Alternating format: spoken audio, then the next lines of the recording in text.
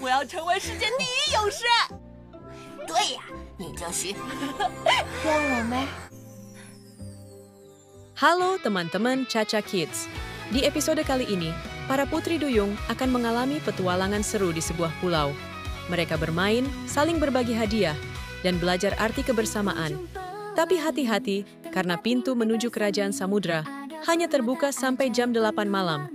Apakah mereka bisa kembali tepat waktu tanpa membongkar rahasia besar mereka?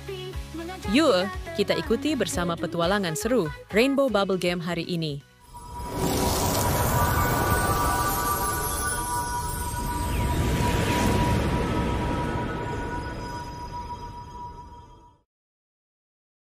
Hari itu, suasana di pantai begitu meriah. Para putri duyung dan teman-temannya tengah mengikuti acara pengalaman pulau. Sebuah kegiatan yang sangat ditunggu-tunggu. Mereka bisa merasakan kehangatan pasir, angin laut, dan serunya permainan bersama. Purple dan saudari-saudarinya tampak penuh semangat, saling bercanda sambil menikmati momen indah itu. Namun, di balik keceriaan, ada peraturan penting yang tidak boleh mereka lupakan. Pintu gerbang menuju kerajaan samudra hanya terbuka hingga jam 8 malam. Setelah itu, mereka tidak bisa kembali ke laut hingga keesokan harinya. Annie, sang guru yang bijak, kembali mengingatkan agar semua berhati-hati dan tidak melanggar batas waktu. Kita berbeda dengan manusia, jadi jangan sampai kecerobohan membuat rahasia kita terbongkar. Begitu pesannya. Sementara itu, suasana di sekitar semakin ramai.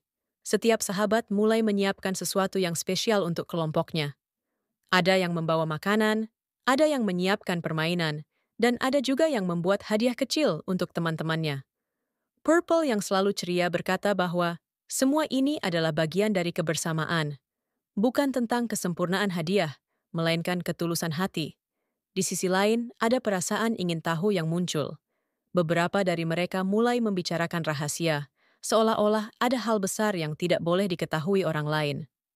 Semua orang memiliki sesuatu yang disembunyikan, kata salah seorang sahabat. Kalimat itu membuat suasana menjadi sedikit tegang, karena semua orang sadar, satu kesalahan saja bisa membuat rahasia putri duyung terbongkar. Tak lama, persaingan kecil muncul. Ada yang ingin menunjukkan kehebatan, ada juga yang merasa iri. Mereka saling berdebat tentang siapa yang lebih baik dalam permainan, siapa yang punya ide paling kreatif, dan siapa yang mampu membuat semua orang kagum. Purple mencoba menenangkan suasana. Dengan senyumnya, ia berkata, "Kita tidak boleh menilai hanya dari permukaan. Yang terpenting adalah hati dan usaha kita." Perkataan itu seakan membuka mata semua orang. Perlahan, pertengkaran pun mereda.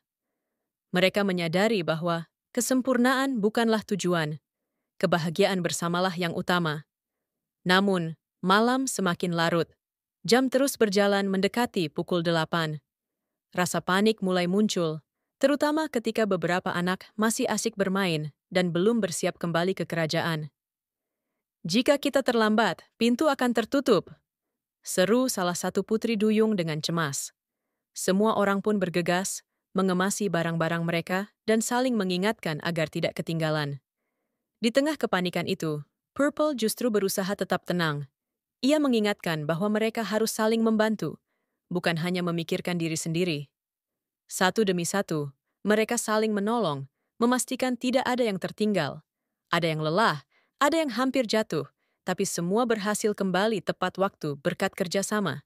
Sesampainya di depan pintu kerajaan, mereka menarik napas lega. Gerbang hampir tertutup, namun berkat usaha bersama, semuanya bisa masuk. Di sana, mereka tersenyum satu sama lain. Ada rasa bangga dan hangat di hati mereka. Bukan karena hadiah atau permainan, melainkan karena kebersamaan yang mereka jaga hingga akhir. Episode ini mengajarkan bahwa rahasia dan peraturan harus dijaga. Tetapi yang lebih penting adalah bagaimana mereka belajar untuk saling percaya, menghargai perbedaan, dan bekerja sama saat kesulitan datang. Purple dan teman-temannya pulang dengan hati penuh syukur, siap menghadapi petualangan berikutnya. 而我的王国，当我苏醒的时候，所以选择了隐瞒。对不起，我不清楚发生了什么。